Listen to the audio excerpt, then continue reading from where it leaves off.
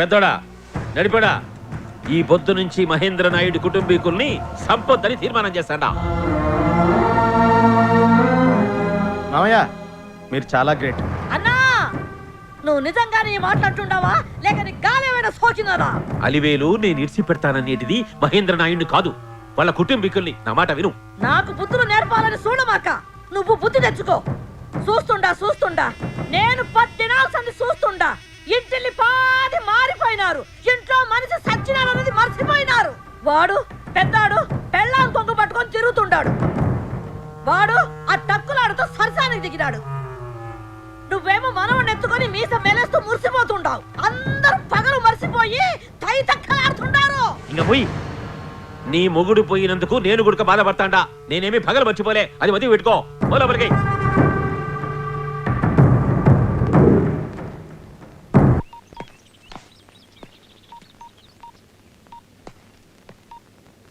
గిరిజ బావా 90% problem solve అయిపోయింది.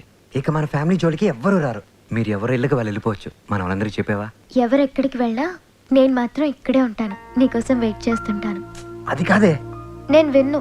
ఇక నుంచి నువ్వెక్కడుంటే నేను అక్కడే. నేను ఎప్పుడు నీతోనే ఉంటాను. క్షమించండి, ఆలస్యంగా వచ్చాను. ఏమోలేమా, మొత్తానికి వచ్చినావులే. నువ్వు ఇక్కడేం చేస్తున్నావురా? ఏమి ఈ అబ్బి నీకు తెలుసునా? ఎవరనుకుంటున్నారు? మహేంద్ర నాయుడు తమ్ముడు కొడుకండి. నేను మహేంద్ర నాయుడు గారి తమ్ముడు కొడుకు ఏంటండి? అనయ్య ఎవరిని చూసి ఎవరనుకున్నారు? లైట్ తీసుకోమనండి. ఈడయ్యా ఈడే, మమ్మల్ని చెన్నైని చితక బాధింది ఈడే. అమ్మ దొంగనా. అన్నయ్య నేను చెప్పేది వినండి. అన్నయ్య మీ తమ్ముడు మా ఊర్లో భద్రంగా సేఫ్గా మా దగ్గర ఉన్నాడు. అన్నయ్య దొరికిపోయారో తమ్ముడు.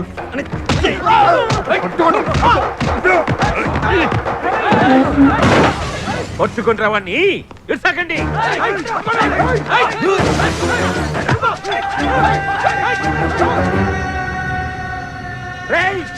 ఆ శేషాద్రి నాయుడు కొడుకు మన ఊళ్ళోనే ఏడ్న ఉన్నాడంట.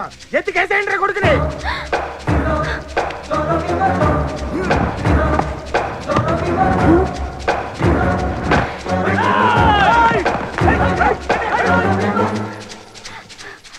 మా వాళ్ళకి నువ్వు ఇక్కడున్న సంగతి తెలిసిపోయింది. నేను అలాగోలాగా ఊరు దాటిస్తాను, అక్కడి నుంచి పారిపో. రాణి చూసుకుంటా. చాలే, వాళ్ళు చాలా మంది ఉన్నారు. నువ్వు దొరికితే చంపి పడేస్తారు. త్వరగా రా.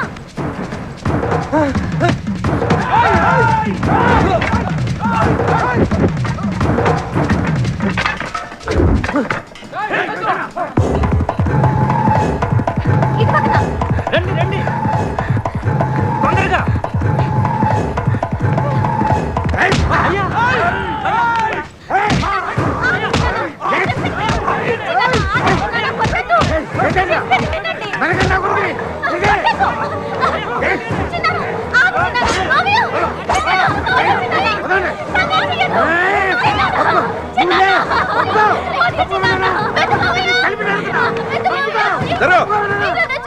మీరు చిన్న పిల్లలు, మీకేం తెలియదు. ఇంటి పండే నిలబెట్టుకోండి. ఇతను నజయ్య ఈ ఊళ్ళో దాచాడు. ఇప్పుడు మీరు ఇతన్ని చంపేస్తే మొత్తం సమస్య అంతా మళ్ళీ మొదటికి వస్తుంది.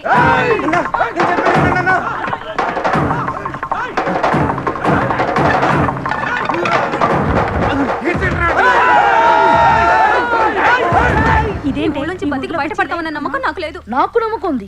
అజయ్ బాబు మనల్ని కాపాడతాడు. నోర్మోయ్రా, వాడేం కాపాడతాడు? నువ్వు నోర్మోయ్.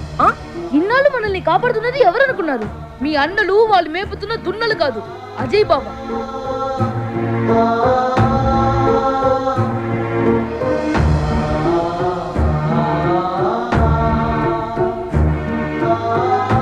మీరేమో పగలు పంతాలు అంటూ మన కుటుంబ ప్రాణాలతో చెలగాటం ఆడుతున్నారు. అక్కడ అజయ్ మన కోసం ప్రాణాలకు తెగించి పోరాడుతున్నాడు.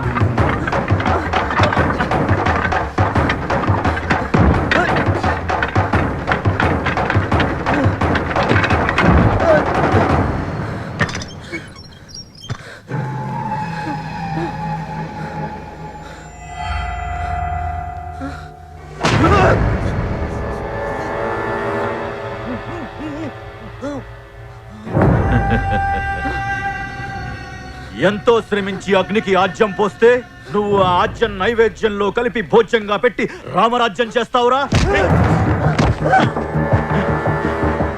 ఏయ్! ఇప్పుడు నీ ముఖంలో కౌరవ సైన్యాన్ని చూసిన అర్జునుడి పెరుకు కనపడుతోందిరా. ఏయ్! ఏయ్! నువ్వు సూత్రధారి అనుకుంటున్నావు కదూ? కాదు, నువ్వు కేవలం పాత్రధారివి. అసలు సూత్రధారులం మేమురా. రావబోయే ముందు నీకో చల్లటి కబురు చెబుతాను విను. కరికనాయుణ్ణి చంపింది మేమేరా.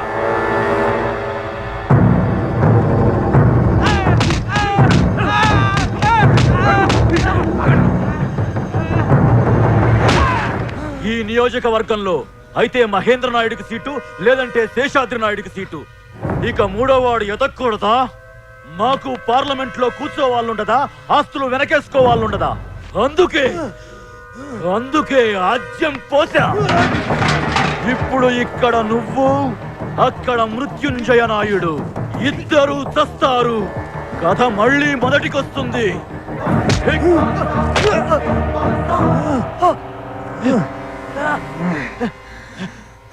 నేను మాట పడిపోయి అయిపోలేదు. నీ మ్యాటర్ ఏంటో తెలుసుకుందామని ఆగాను.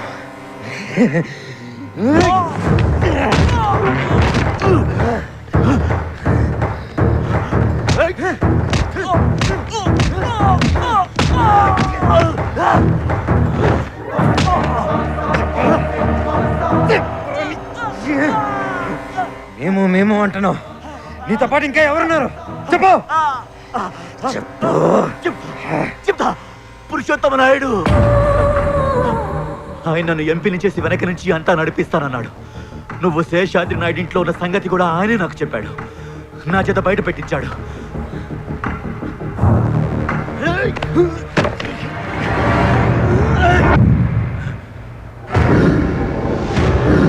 ఏమైంది పంతులు?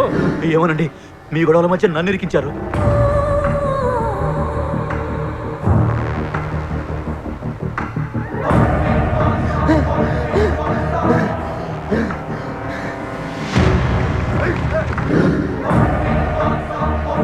పెద్దయ్య, అసలు దొంగ వాడా పెద్దయ్య?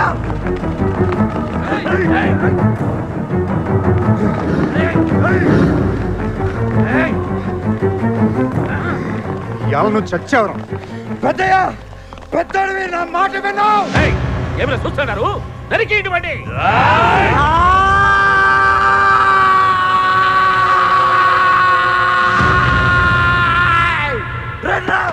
నీ చావడానికి భయపడి ఉంటే అసలు ఈ ఊరిలోకి అడుగు పెట్టి ఉండేవాడే కదరా.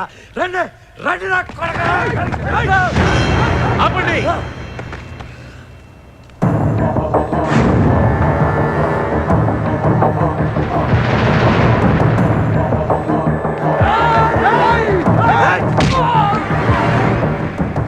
శేషాద్రి, ఇదిగో నీ కొడుకు. మీ బావను మేము చంపినావని నువ్వు నమ్మితే నువ్వు ఏ శిక్ష వేసినా మేము సిద్ధంగా ఉన్నాం.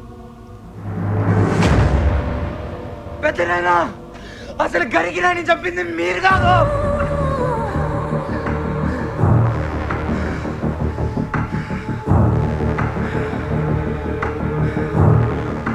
వాడు నా కొడుకు.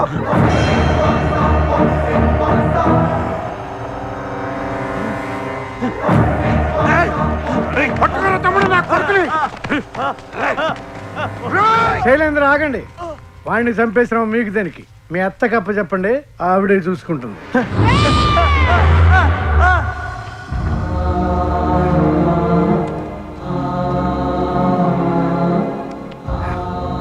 అజయ్,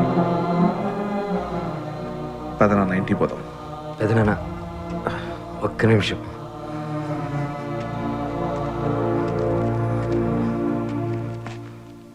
తెలుసు తాత, ఇదంతా నువ్వే చేయిస్తున్నావని నాకు తెలుసు. ఇప్పుడు నీ పేరు చెప్తే 2 నిమిషాల్లో నేను చంపేస్తారు. నాకు కావాల్సినది కాదు. నీ నెరిసిన మీసం అంత వయసు కూడా లేని ఓ కుర్రోడు నీకు ప్రాణభిక్ష పెట్టాడని నువ్వు జీవితాంతం కుమిలి కుమిలి ఏడవాలి.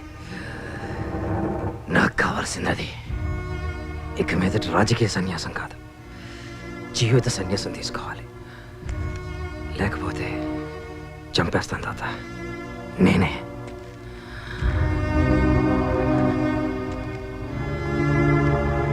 ఉంటాను గురుగారు.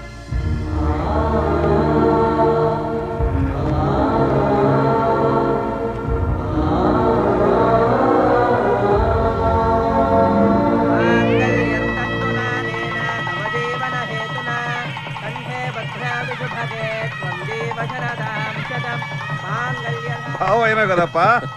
నమస్కారం ఎంపీ గారు. నమస్కారం. ఎంపీ గారు పిలుపు బాగుందా? అది అజయ్ గాడి విజయ్ గాథ. మరి ఇంత చేసిన వాడు ఒక గీత విషయంలో ఎందుకు అలా చేశాడు? సరే, ఇంత దాకా వచ్చింది కాబట్టి చెప్తాను విను. నిజానికి గీతే వాడిని గదిలోకి పిలిచి లవ్ చేస్తున్నాను లేచిపోదాం రా అంది. మాట్లాడవేంటే? నీ మొహం. వాడేదో నీ కథలు చెప్పుంటాడు. వాడే నన్ను లేచిపోదామని అడిగాడు. నిజమా? అమ్మతోడే. హాయ్ లంగాస్ ఓనీస్ and saris, how are you? ఇవాళ నువ్వు చచ్చావురా. ఏమైంది దీనికా? మన మ్యాటర్ తెలిసిపోయింది. పోయిందా? Actually I have a perfect explanation. అప్పుడు ఏదో తెలిసి తెలియని వయసు, అది కాస్త అందంగా ఉండేది. అయినా అప్పటికి నువ్వు పూర్తిగా ఫామ్లోకి రాలేదు. అంటే ఐ మీన్